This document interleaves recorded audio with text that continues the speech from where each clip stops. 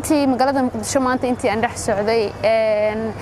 maxay ahayd maxaa jawhar baa kaamirada waday waxay ahayd waxaan laga sheekeyn karin waxyaabaha aan arkay dareenkayga wax soo jiidanaya nabadda horumarka dhalinyaro iska baashaalayso meel kasta lagu soo bandhigayo ciyaar dhaqameedka mararka qaar inta badan nabad lagu naaloonayo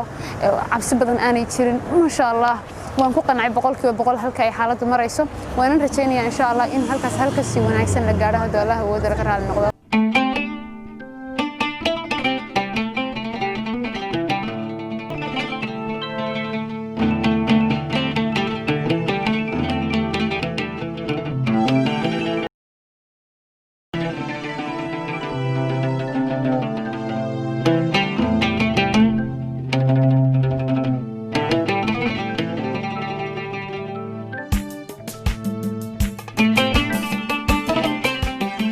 waxaan ku suganahay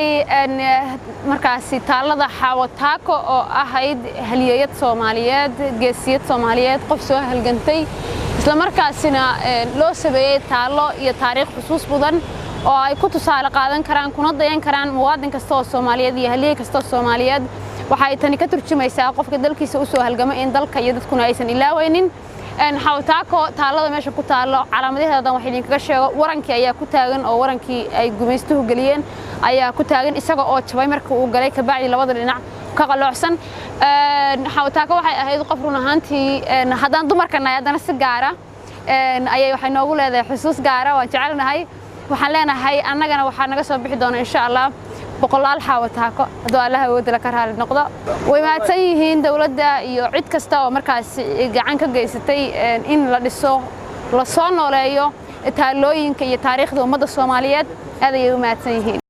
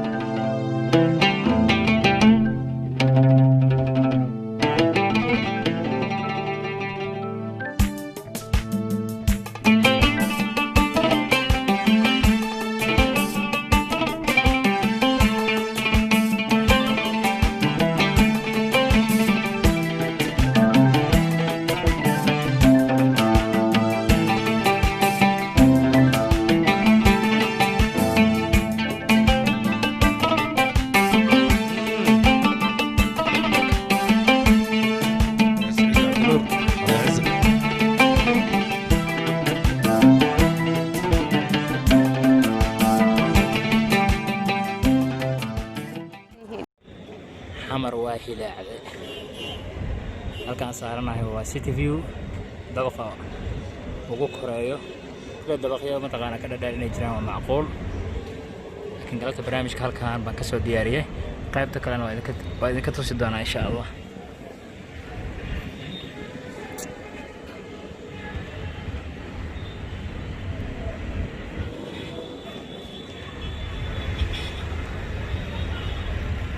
New York miyaa isla leedahay meeshaan fiire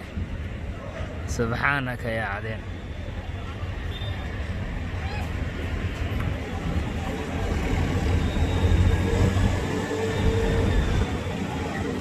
xeebtiina waa taan dhinacii kale baan idinka tusayaa waa xamar oo idil macnaha xamar oo idil ayaan rabaa inaan tusiyo awka hore degmadegmaan usoo qaadi jiray لكن دقمة ما دافت ما أنتوا حيوان مقدشوا لنا روانان إذن داوسيو هذه للدعوتان دارها لا لا يدين مقدوا سوقي ويناي بكارو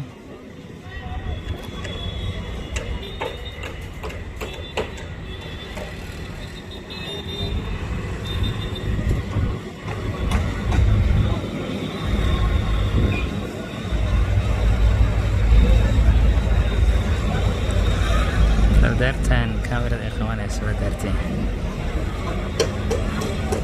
رمودة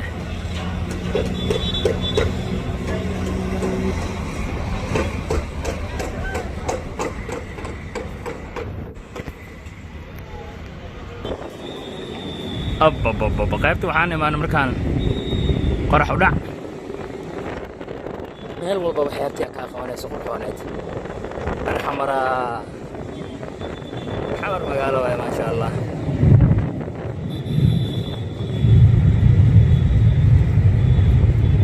degmadii hodan oo bil ka hor aan ka diyaarinay barnaamijyadii waad u jeedaan iyada ugu dheer ma sha Allah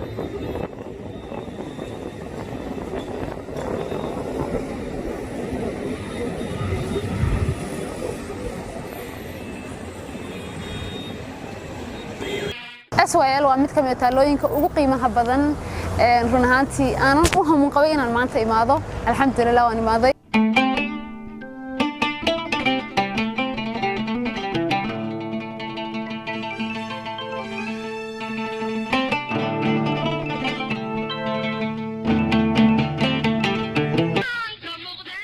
waxaan ku sugannahay madal kale iyo maamuus taariikhi ah waa taalada SYL halgamayaashii 13 dhalinyarada ahaa ee markaasi 1943 iyo markaasi halgankii taariikhiga ahaa taaladoodii oo markaasi ku jirtay taalooyinkii dib u cusboonaysiinta lagu sameeyay waa dhalinyaro run ahaantii halgankooda iyo taariikhda ay ka sameeyeen geyga Soomaalida iyo waxyaabihii ay unkeen ilaa haatan aan ku naaloonayno annaga iyo qarniyo in badan iyaga ka dambeeyay waana rajaynayaa in dhalinyaro iyaga oo kaleeta sidoodii oo kaleeta ay soo bixi doonaan insha Allah tacaala oo halka hadda in marayno oo meel wanaagsan insha Allah meel ka sii wanaagsan ayna gaarsiin doonaan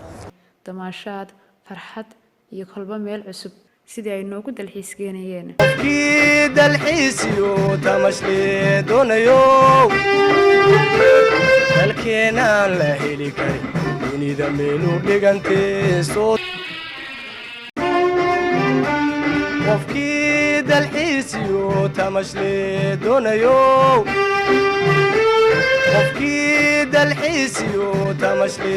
doonayo dalkeena la heli karo dunida meelu dhigantay soo daawo oo arag dakadaha dhulkeeniyo xeebada baxsane dheer tagag soo durdura oo daadiyo xayaabale taalada sayidka ayaanu imaanay waxaan soconaba alxamdulillah rabbil caalamiin taalada sayidka ayaanu imaanay waxaan soconaba alxamdulillah rabbil caalamiin oo kamid ah taalooyinka ugu qiimaha badan run ahaantii waa halgamaagii la dagaalamay ingiriiska aad iyo aad halyeygii qaranka ee dimaaragtay sababta uu ahaa in maanta inta badan ummadda dalka Soomaaliyeed Sayid Maxamed Cabdi Xasan waa ninkii Ingiriiska ku yiri markii uu yiri Ingiriisku maxaa cashuur iyo wax keen uu yiri waxaad keentaa aqoonsiga ama sharciga dalka ku soo gashay Ingiriiskuna uu yaqaano damulla maadwadaakii wallahi inaguna maxaynu u naqaanaa halyeygii qaranka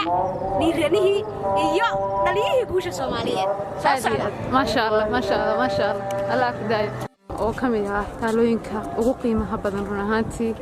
waa halgamaagii la dagaalamay ingiriiska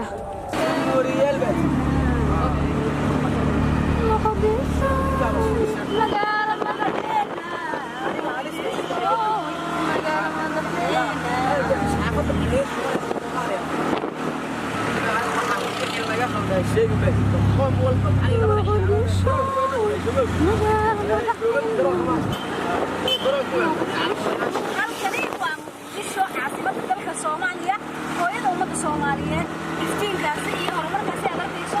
waa bulshada iyo dhaqaalaheeda iyo sida ay u sii korayso maalinka dambaysa magaalada Muqdisho ay dadku masiibooyinka sheegaan waxa weeyaan magaalada safarka iyo dulqaadka magaalada korriinka iyo tamidda caasimadda dalka ummadda Soomaaliyeed waxaan leenahay ilaahay dalka iyo dadkaba ha isu keeno ha wanaajiyo nabaduna way imaanaysaa Muqdisho muran ma baahna Travis hotel gaasaan imisa jeer fadhiistay waa saaxiib باركينج بقى كمان شركة وعلينا بارك ستريت كمباني وين بارك مركز أنا قرني لها waxay la socota dayaxo maanta waxay la socota dayaxo park ka shaqeyso waxaan ku yiri dadka park soo martay ay saaxiibad tiri marka soo noqono shirkadeeda Forex Trade Company waa shirkada kaliya shacabka iyo dadka iyo dhalinyarada iyo inta wax la haysin waaw halkani waa xagee taalada lambar afinin waaw halkani waa xagee taalada lambar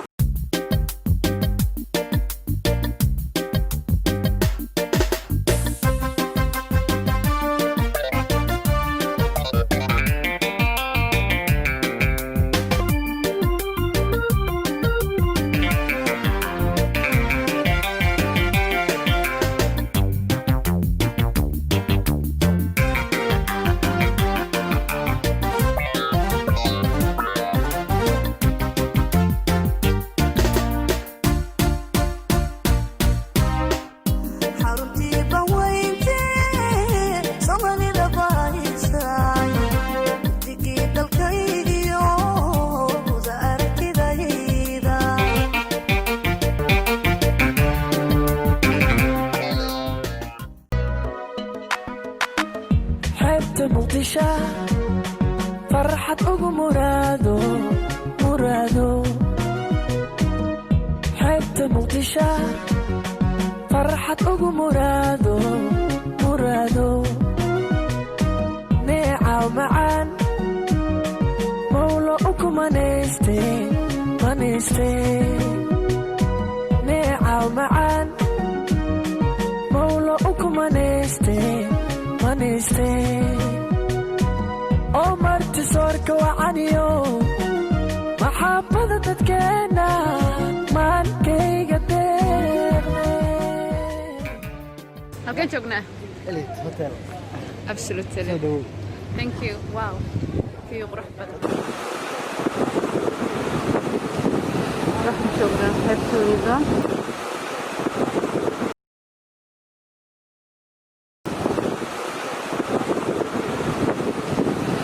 xeebtooda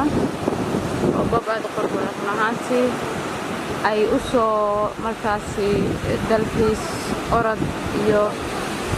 tagaan markay jimicsi loo soo aado sawir loo soo aado qurux in hawada la qaato loo soo aado sawirkii bulshada ay u soo aado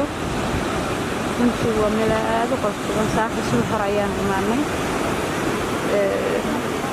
maasha allah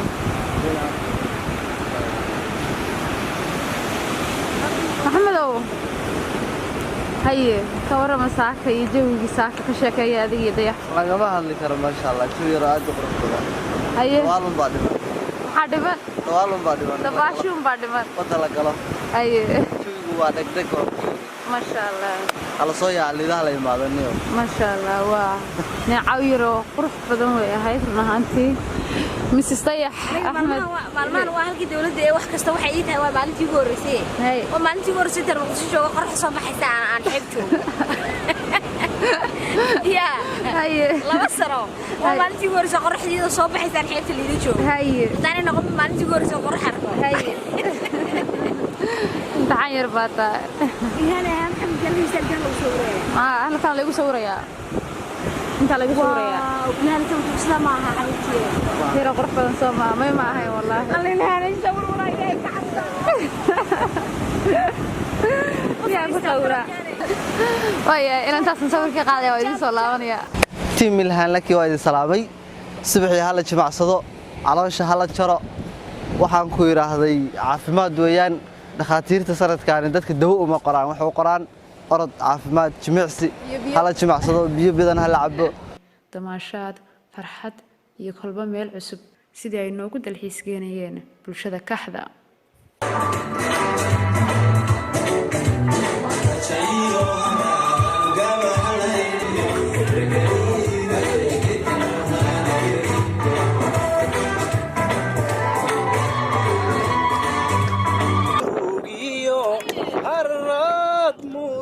ماني مانتي عورتو متانيسي المالو هشي